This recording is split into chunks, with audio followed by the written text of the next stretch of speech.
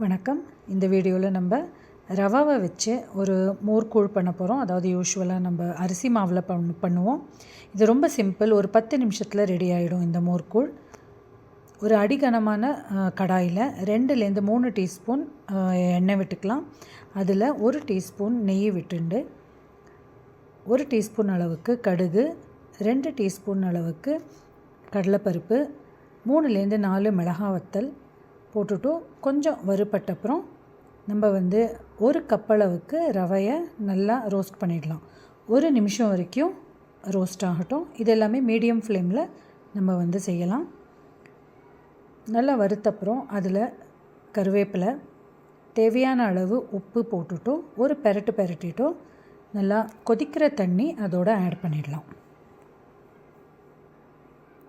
தண்ணி 1 cup ரவாக்கி 2.5 cup தண்ணி விட்டுடலாம்.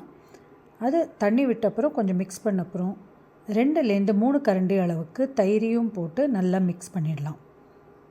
தயிரையும் போட்டு மிக்ஸ் பண்ண அப்புறம் கொஞ்சம் பெருங்காயப்பொடி போட்டு மிக்ஸ் பண்ணி நம்ம ஒரு 5 நிமிஷம் மூடி வச்சுடலாம். நடுவில் ஒரு 2 தடவை நம்ம அதை பெரட்டி நம்ம வச்சுடலாம். பார்த்தீங்கன்னா நல்லா திக்காக ரெடி ஆகிடுது. அதாவது உதிராக வரணுங்கிறது இல்லை, இந்த மாதிரி கன்சிஸ்டன்சி இருந்தால் கரெக்டாக இருக்கும். மூடி வச்சுட்டு ஒரு 5 மினிட்ஸ் கழித்து நம்ம சூடாக அதை சாப்பிட்டோன்னா ரொம்ப டேஸ்டியாக இருக்கும்.